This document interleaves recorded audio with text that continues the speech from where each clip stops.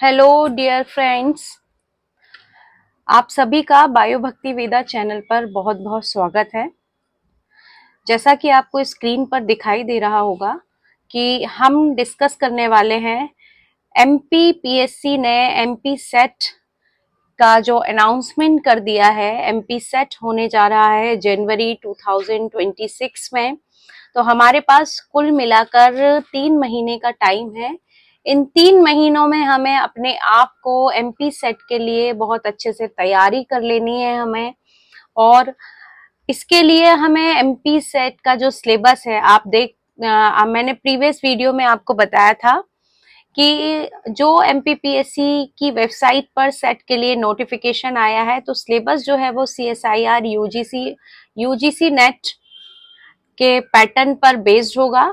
और जो life science का सिलेबस है उसमें जितना भी जो भी सिलेबस का कंटेंट है वो सब हम यहाँ पर एमसीक्यू पैटर्न में डिस्कस करने वाले हैं इस चैनल पर। तो इसलिए आप सभी ने अगर बायो भक्ति वेदा चैनल को अभी तक सब्सक्राइब नहीं किया है तो आप सभी से कहना चाहूंगी कि चैनल को सब्सक्राइब कर लीजिए, ताकि बेल आइकन को इसके साथ साथ बेल आइकन को प्रेस कर लीजिए, ताकि हमारे जो भी वीडियोस हम अपलोड करें वो आप तक पहुंच सकें और आप अपनी तैयारी को और अच्छा स्ट्रॉन्ग बना सकें। हम यहाँ पर सेल एंड मॉलिक्यूलर बायोलॉजी जो मॉड्यूल है लाइफ साइंस का, उसके एमसीक्यूज को डिस्कस करने जा रहे हैं। तो आगे बढ़ते हैं क्वेश्चन नंबर 1 की तरफ। क्वेश्चन नंबर 1 क्या कहता है, देखते हैं स्टूडेंट्स। क्वेश्चन नंबर 1 यहाँ पूछ रहा है कि which phase of the cell cycle is the longest. जो ऑप्शंस दिए हुए हैं, option number A G1 phase, B S phase, C G2 phase and M phase, means D option है M फेज। तो इनमें से आपको बताना है कि which is the longest phase of the cell cycle. तो जैसा कि आपको पता है स्टूडेंट्स कि यहाँ जो सेल साइकिल होती है, मुझे लगता है कि आपको पता होगा क्योंकि ये हम 11th-12th से पढ़ते हुए आ रहे हैं। और बेसिकली अब तो अगर हम देखें तो बहुत लोअर क्लासेस में भी सेल साइकिल के बारे में एक्सप्लेनेशन दिया जाता है। तो यहाँ पर जो हम सेल साइकिल को डिस्कस करने वाले हैं, सेल साइकिल के total 4 phases, G1 phase, S phase, G2 phase, M phase, जिसमें जो आपकी सेल साइकिल है वो 2 फेज में डिवाइड होती है। एक होती है इंटरफेज और एक होती है माइटोटिक फेज, या जिसे हम डिवीजन फेज भी बोलते हैं। तो जो इंटरफेज होती है उसमें आपके G1 फेज, S फेज और G2 फेज आते हैं, और M फेज जो है वो आपकी डिविजनल फेज होती है। यहाँ पर सेल 1 से 2 में डिवाइड हो जाती है। तो G1 फेज, S फेज और G2 फेज क्या होते हैं, ये प्रिपरेटरी फेज होते हैं, मतलब यहाँ पर सेल डिवीजन के लिए प्रिपेयर कर रही होती है खुद को। तो इनमें से सबसे ज्यादा लंबा टाइम लगता है G1 फेज में, जहां पर सेल अपने साइज को ग्रो करती है, ऑर्गेनेल्स डुप्लीकेट करते हैं, मेटाबॉलिक एक्टिविटीज जो है वो हाई हो जाती है यहाँ पर, क्योंकि सेल प्रिपेयर कर रही होती है खुद को डिवीजन के लिए। स्टार्टिंग होती है यहाँ पे प्रिपरेशन की। इसके बाद एस फेज आती है। एस फेज में डीएनए का डुप्लीकेशन होता है, लेकिन ये G1 फेज के कंपैरिजन में शॉर्टर होती है। इसके बाद G2 फेज आती है। G2 फेज भी प्रिपरेटरी फेज होती है और यहाँ पर ये भी G1 फेज से शॉर्टर होती है। तो means the right answer is G1 phase. M phase is mitotic phase, मतलब यहाँ तो सेल डिवीजन कर रही होती है, तो जब प्रिपरेशन हो जाती है तो काम होने में कितना टाइम लगता है, बहुत कम टाइम लगता है। तो इसलिए M फेज केवल 1 आवर की होती है, G1 फेज आपकी 10 to 12 आवर्स की होती है। तो इसका जो राइट आंसर है वो है G1 फेज। तो आगे बढ़ते हैं नेक्स्ट क्वेश्चन की तरफ। नेक्स्ट क्वेश्चन है, cyclin regulate the cell cycle by activating. तो यहाँ ऑप्शंस दिए हुए हैं, DNA polymerase, option B cyclin dependent kinases CDKs, option C topoisomerase and option D is RNA polymerase. तो एक एक करके इन ऑप्शंस को थोड़ा सा हम डिस्कस करने वाले हैं स्टूडेंट्स। तो डीएनए पॉलीमरेज बेसिकली एक एंजाइम होता है जो कि डीएनए के रेप्लिकेशन में हेल्प करता है। मींस डीएनए की कॉपी बनाने का काम करता है DNA polymerase enzyme. Topoisomerase DNA replication में जब सुपर कॉइलिंग हो जाती है, उस सुपर कॉइलिंग को रिमूव करने का काम करता है टोपोआइसोमरेज। आरएनए पॉलीमरेज आरएनए का फॉर्मेशन करने का काम करता है, मींस ट्रांसक्रिप्शन जो प्रोसेस होती है जिसे हम कहते हैं formation of RNA from the DNA. तो आरएनए का जो सिंथेसिस है वो कौन करता है? आरएनए पॉलीमरेज एंजाइम करता है। Means the correct answer is cyclin dependent kinases. So इस क्वेश्चन का करेक्ट आंसर है सीडीकेज। सीडीकेज जो है ये बेसिकली सेल साइकिल को एक्टिवेट करने का काम करते हैं। सो द नेक्स्ट क्वेश्चन, मतलब हम अब नेक्स्ट क्वेश्चन की तरफ आगे बढ़ते हुए,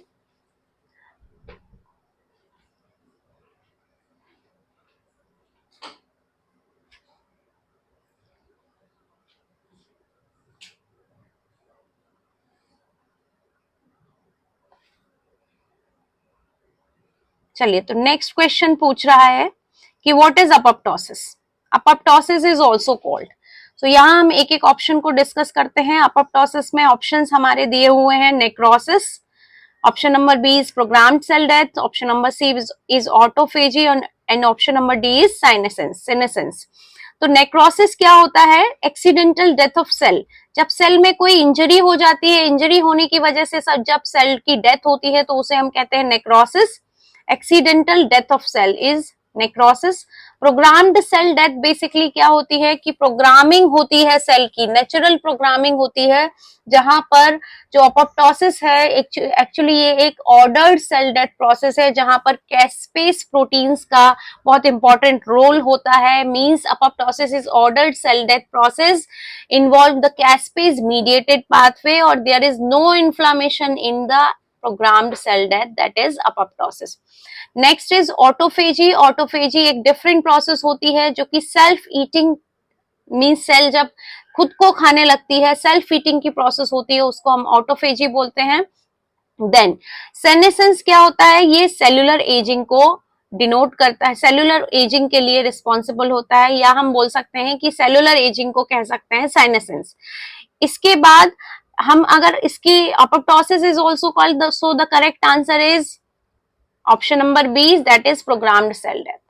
नेक्स्ट क्वेश्चन की तरफ बढ़ते हैं। आप देख पा रहे होंगे स्टूडेंट, यहाँ पर हम एक एक ऑप्शन को आपके सामने एक्सप्लेन कर रहे हैं, एक एक ऑप्शन को आप एक एक ऑप्शन को लेकर के आपको इंफॉर्मेशन मिल रही है। तो यहाँ पर केवल एक एमसीक्यू हम सॉल्व नहीं कर रहे हैं, उस एक एमसीक्यू में जो 4 ऑप्शंस हैं उन चारों ऑप्शंस को हम डिस्कस कर रहे हैं, ताकि आपकी नॉलेज जो है वो, आपके जो बेसिक कंसेप्ट है, आपकी जो नॉलेज है वो आपकी बिल्डअप हो सके। इसलिए तो अभी तक अगर आपने हमारे चैनल को सब्सक्राइब नहीं किया है तो सब्सक्राइब कर लीजिए, ताकि जितने भी हम जो भी टॉपिक्स लेकर के आएंगे उनसे रिलेटेड हम जो एमसीक्यूज यहाँ पर सॉल्व कराएंगे उन सभी को आप पढ़ सके, देख सकें, सॉल्व कर सके और अपनी प्रिपरेशन को स्ट्रॉन्ग कर सके।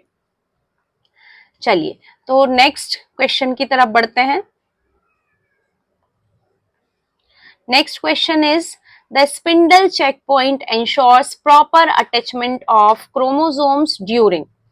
क्वेश्चन कह रहा है कि जो स्पिंडल चेक पॉइंट्स है ये प्रॉपर अटैचमेंट्स ऑफ क्रोमोसोम को किस फेज में इंश्योर कर रहे हैं? G1 फेज में, G2 फेज में, M फेज में या फिर S फेज में? तो G1 फेज हमने ऑलरेडी डिस्कस किया कि G1 फेज में क्या होता है ना?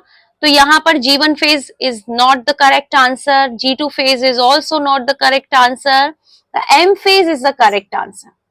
So the M phase is the correct answer. हम ऑलरेडी डिस्कस कर चुके हैं जितनी भी फेजेस होती हैं सेल साइकिल की, तो यहाँ पर ना तो G1 फेज होगी, ना G2 फेज होगी, ना ही S फेज होगी। करेक्ट है M phase. Spindle metaphase check points ensure all kinetochores attached before the anaphase during the M phase. So that is the correct answer for the spindle checkpoint. Ensure proper attachment of the chromosome. चलिए next question की तरफ बढ़ते हुए,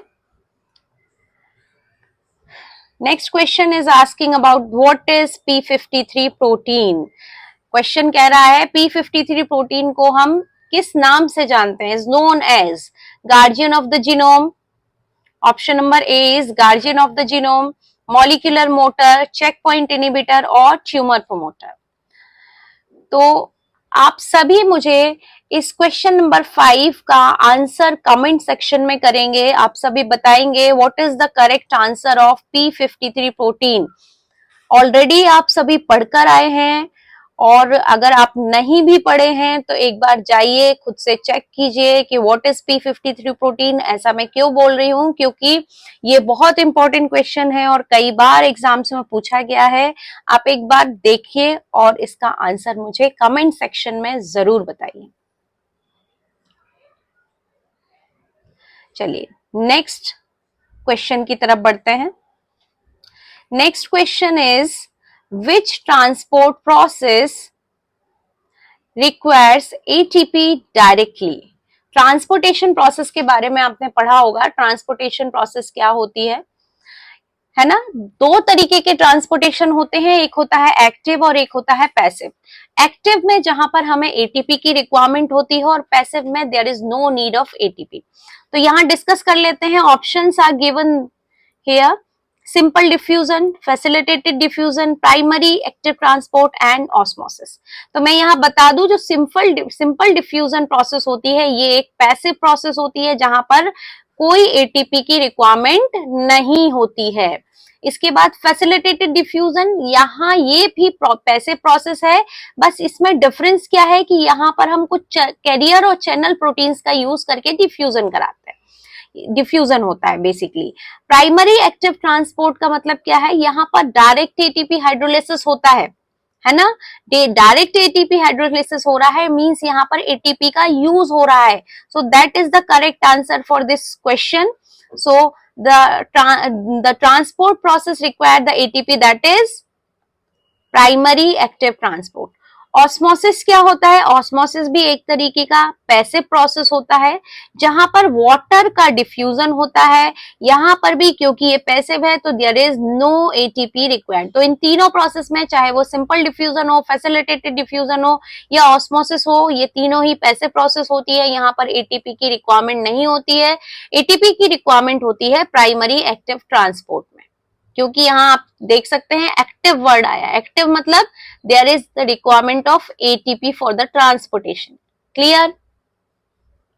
चलिए आगे बढ़ते हैं। चलिए नेक्स्ट क्वेश्चन क्या पूछ रहा है?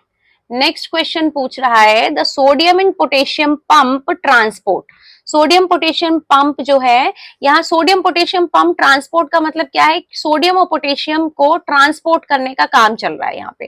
तो यहाँ ऑप्शंस दिए हुए हैं 3Na in and 2 potassium out, 2Na out and 3 potassium in, 3Na out and 2 potassium in, 2Na in and 3 potassium out। तो यहाँ पर जो करेक्ट आंसर है, this is the wrong answer, this is the wrong orientation, this one also is the wrong orientation, this is the correct answer. 3 sodium बाहर जा रहे होते हैं और 2 सोडियम सेल के अंदर आ रहे होते हैं। तो यहाँ सोडियम पोटेशियम पंप में क्या होता है? बेसिकली 3 सोडियम आयंस जो है वो बाहर जा रहे होते हैं और 2 पोटेशियम आयंस जो है वो इनसाइड आ रहे होते हैं सेल के। Clear? So remember the students that 3 sodium ions out and 2 potassium ions in for electrochemical gradient, that is the pump is electrogenic. Okay, now moving towards the next question, that is endocytosis involves। endocytosis process में क्या होता है? exiting molecules out, exit हो रहा है क्या? Endo मतलब क्या होता है? इनसाइड आउटसाइड, कोई चीज अंदर आ रही है बाहर जा रही है, तो एग्जिटिंग तो नहीं होगा। एग्जिटिंग मींस बाहर निकलना, तो क्या एग्जिटिंग होगा? Exiting is the wrong answer. Bringing molecules inside the cell, देखिए मैंने कहा एंडोसाइटोसिस मतलब अंदर आ रहा है, तो यहाँ पर ये ऑप्शन आप होल्ड करके रखिए। अभी यहाँ पर ब्रेकिंग डीएनए, क्या एंडोसाइटोसिस में कोई ब्रेकिंग डीएनए का कुछ कंसेप्ट है? नहीं, इररिलेवेंट है, that is completely irrelevant with the endocytosis process. Then next is the forming ribosome. क्या राइबोसोम बन रहे होते हैं एंडोसाइटोसिस में? This one option is also not relevant, that is also irrelevant. So the correct answer is option number B, bringing molecules inside the cell. याद रखिएगा, ये बहुत इंपॉर्टेंट क्वेश्चन है जो कि कोई पूछा गया है कई बार एग्जाम में कि endocytosis involves bringing molecules inside the cell. चलिए तो नेक्स्ट क्वेश्चन की तरफ बढ़ते हुए, हाँ जी, तो नेक्स्ट क्वेश्चन पूछ रहा है कि एक्वापोरेंस फैसिलिटेट, एक्वापोरेंस जो होते हैं ये क्या फैसिलिटेट करते हैं? तो एक्वापोरेंस में यहाँ पर ऑप्शंस दिए गए हैं। Option number A is active transport of ions, passive, option number B is passive transport of water, C is transport of glucose and D is protein synthesis. तो एक एक करके यहाँ पर भी हम ऑप्शंस को थोड़ा सा देख लेते हैं। Active transport of ions, aquaporins, aqua means related with water, है ना, तो यहाँ आयंस से तो रिलेवेंट नहीं है, तो active transport of ions is wrong answer.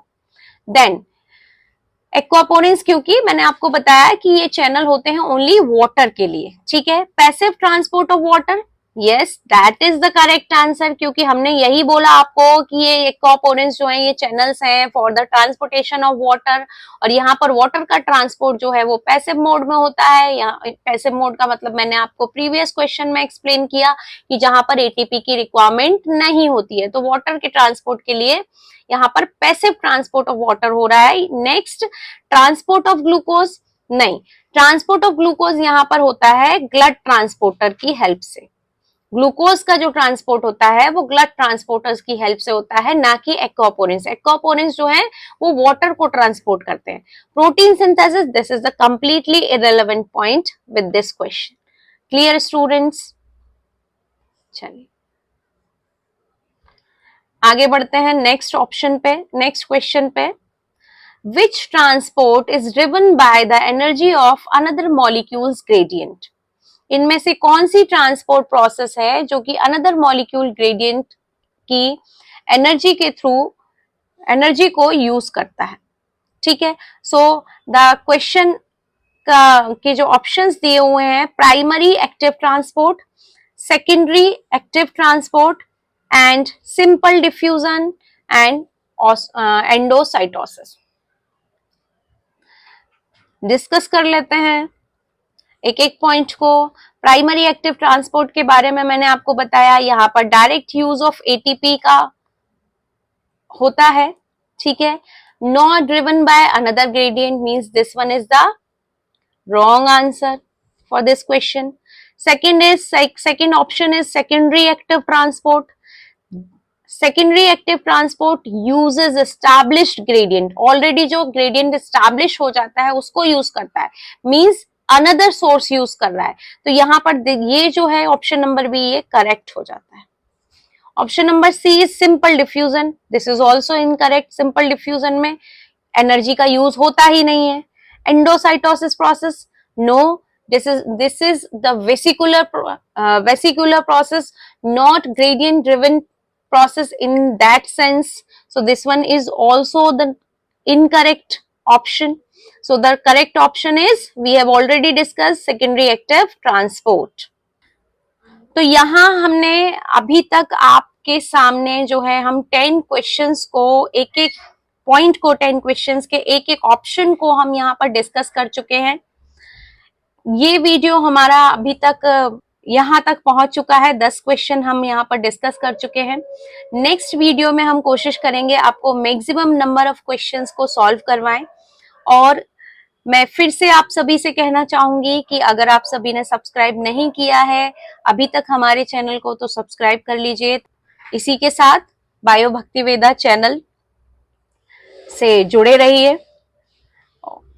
अपने फ्रेंड्स को जरूर बताइए, जो भी एमपी सेट की प्रिपरेशन कर रहे हैं उन तक इस चैनल को जरूर पहुंचाइए, ताकि उनकी भी प्रिपरेशन बहुत अच्छे से हो सके। नेक्स्ट वीडियो में हम इसी मॉड्यूल को कंटिन्यू करेंगे, डिस्कस करेंगे। और एक बार फिर मैं आपको कहना चाहूंगी कि जितने भी मॉड्यूल्स हैं, जितनी भी यूनिट्स हैं एमपी सेट की, जितने भी सिलेबस में टॉपिक्स दिए गए हैं, उन सभी से रिलेवेंट एमसीक्यूज हम यहाँ पर लेकर आने वाले हैं। तो हमारे साथ जुड़े रहिए। Thank you.